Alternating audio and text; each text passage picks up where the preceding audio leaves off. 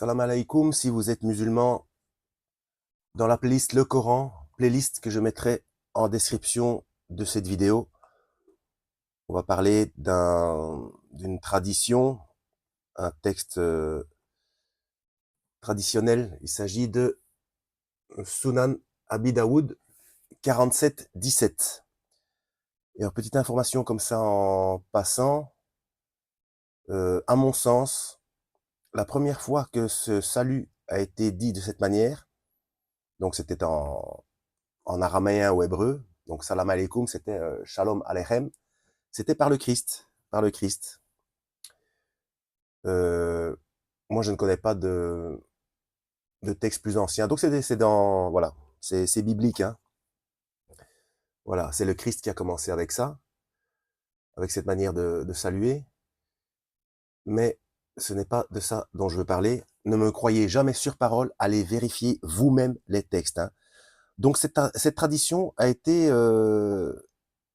comment dire, euh, expliquée dans le même sens, dans le même sens par Ibn Masoud de votre prophète, qui dit que, et donc parmi des chaînes de transmission différentes, hein, donc vérifiez soi-même les textes, hein, toujours vérifier soi-même les textes, hein, n'écoutez personne, ne croyez personne sur parole, hein, donc même pas moi, allez vérifier vous-même vos textes. Donc cette tradition dit que une femme qui enterre sa fille vivante ira en enfer, mais la fille aussi. Alors, et l'explication de cette tradition est toujours la même, voilà, peu importe la chaîne de transmission. Alors, si Dieu il y a, bon, pour moi, il y a un Dieu, ça fait pas un pli, hein. Allez voir ma playlist, les athées ont-ils raison? Où j'explique ces choses de manière scientifique, hein, avec des citations de scientifiques, de prix Nobel, de directeurs de MIT, enfin ça c'est pour les sceptiques et les incrédules, des prix Nobel, etc. Bref. Alors, puisque Dieu il y a, il est obligatoirement juste. Alors, si cette femme ne se repent pas, bien sûr qu'elle risque l'enfer, mais le bébé, pourquoi Dieu enverrait cet enfant en enfer? Et donc, je ne cite que ça, mais vos textes sont remplis de ce genre de choses.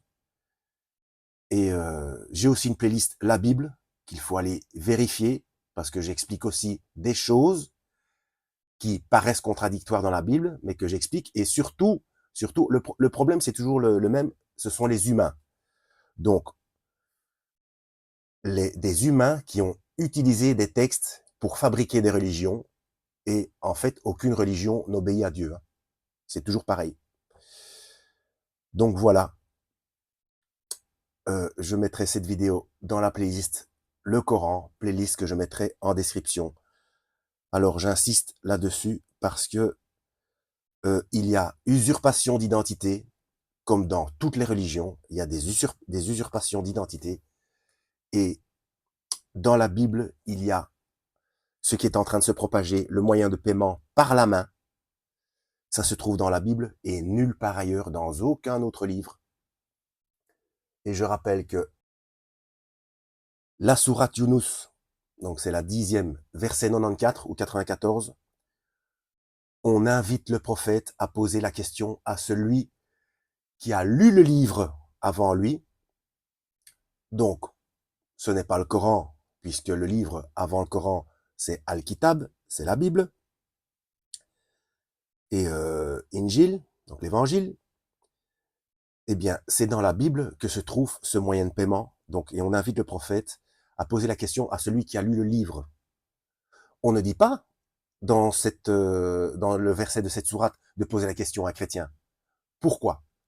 Parce que quand vous lisez la Bible, vous voyez que dans Exode chapitre 20, versets 3 à 5, et dans Deutéronome chapitre 5, versets 7 à 9, si ma mémoire est bonne, où se trouvent les 10 commandements que Moshe, donc Moïse ou Moussa, a reçu de Dieu. Les deux premiers sont très explicites dans le fait qu'on ne peut pas prier quelqu'un d'autre que Dieu, ni se faire des images taillées, c'est-à-dire des statues de ce qui est en haut, de ce qui est en bas, dans les eaux, plus bas que la terre, etc. Donc, même si ce sont des êtres saints, même si ce sont des êtres au paradis, puisqu'ils vivent en haut, dans le ciel, et quand on regarde, quand on rentre dans une église catholique, on voit des gens qui prient devant des statues, et c'est interdit dans la Bible. Donc, c'est pour ça qu'il est indiqué dans le Coran qu'il ne faut pas poser la question à un chrétien, puisque s'il se trompe, s'il suit une religion chrétienne, il ne suit pas Dieu. Il suffit de lire la Bible pour se rendre compte qu'aucune religion n'obéit à Dieu, ni l'islam, ni le christianisme, ni le judaïsme, le bouddhisme ou quoi que ce soit. Allez voir mes playlists, vous avez des religions et les religions n'obéissent pas à Dieu. Et ma playlist, la Bible aussi. Donc voilà, c'est pour ça qu'il est dit au prophète de poser la question à celui qui connaît, qui a lu le livre avant lui, mais pas quelqu'un qui est d'une quelconque religion et donc même pas chrétien. Voilà. J'espère avoir été clair. Donc là, cette vidéo-ci, c'était pour mettre l'accent sur la bizarrerie. Quand on connaît Dieu, qu'on sait qu'il est bon, il n'est pas question que Dieu commette une injustice. Donc, cette petite fille qui a été enterrée vivante par sa mère, elle n'a pas à aller en enfer. Voilà. Et il y a plein de hadiths sahih comme ça. Hein. Voilà. Donc oui, c'est ça que je voulais dire. Donc le système de paiement dans la main est en train de se propager. Pour ceux qui habitent en région parisienne, il suffit d'aller voir sur l'île de la Jatte, il y a une pharmacie, c'est entre Courbevoie et Neuilly, où on vous fait une procédure et vous pouvez payer avec la main.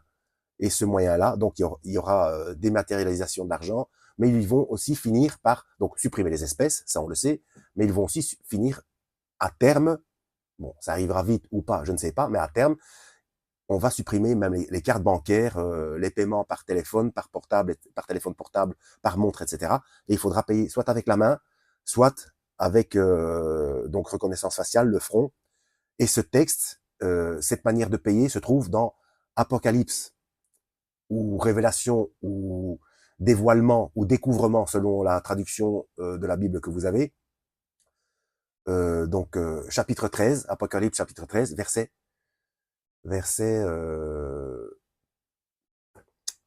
16 à 18. Voilà. Et tout ce qui se passe au niveau géopolitique se trouve dans Ézéchiel. Enfin, c'est la mise en place de ce qui se passe aujourd'hui. Donc, avec Poutine qui a attaqué l'Ukraine, la division Wagner qui a pris la place de l'armée française en Afrique, les USA qui ont attaqué l'Iran. Dans la Bible, c'est l'ancien nom de l'Iran, c'est la Perse, hein, pour un petit peu vous situer. Enfin bref, c'est la mise en place de ce qui est écrit dans la Bible, dans Ézéchiel chapitre 38 et 39. Hein. Allez voir ma playlist Gog et Magog. Donc c'est pour ça qu'il existe cette fameuse sourate, la sourate Yunus, la 10e, verset 94 ou 94. Parce que il faut poser la question à ceux qui connaissent la Bible. Voilà. Et il y a aussi la sourate An-Nisa, donc sourate des femmes. C'est la 4e, verset 171 ou 171, où on dit bien que Isa bin Maryam, donc Jésus fils de Marie, est Kalimat Allah, il est le verbe fait chair, et il ne donne pas d'informations. Il est le verbe de Dieu, mais dans le Coran, il ne donne pas d'informations. Eh bien, le système de paiement à la main, c'est lui qui l'explique. Enfin, toutes les explications viennent de lui, et c'est dans la Bible, pas dans le Coran. Voilà le pourquoi de la sourate de votre Coran. Il faut aller jeter un œil dans la Bible, il n'y a rien à faire. Alors, concernant ceux qui pensent que la Bible est trafiquée, Dieu savait qu'il y aurait des problèmes de traduction.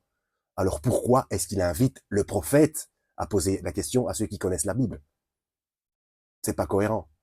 Donc, par contre, il est vrai que la traduction du Monde Nouveau, c'est-à-dire la traduction des témoins de Jéhovah, celle-là, elle est trafiquée. C'est vrai que c'est dangereux, même s'il y a une foule de choses qui sont correctes. En fait, pour bien faire, il faudrait la lire en hébreu, araméen et grec ancien.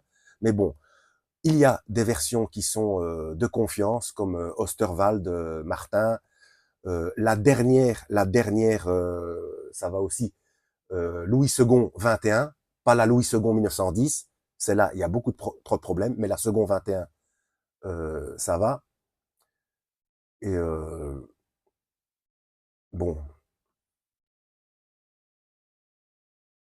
Donc, on se dirige vers la fin des temps. C'est le signe ultime, hein, le système de paiement par la main qui se propage. Hein.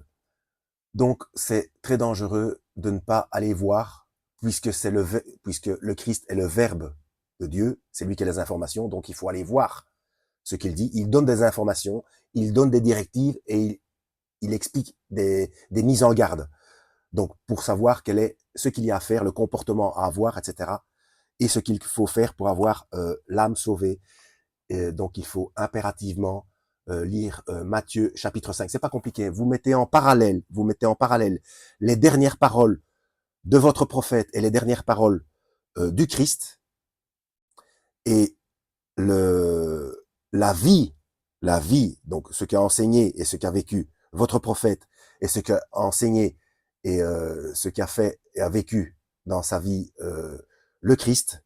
Vous faites le parallèle et vous verrez très bien que il y a des choses à comprendre. Donc, impérativement, lire Matthieu chapitre 5 et Jean chapitre 3 et Jean chapitre 8 aussi. Comme ça, vous verrez pourquoi il se fait condamner. Parce que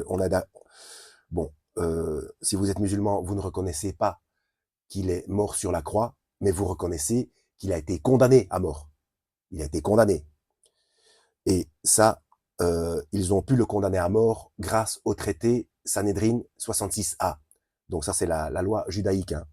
S'il n'y avait pas ce traité-là, il n'aurait pas pu être condamné à mort.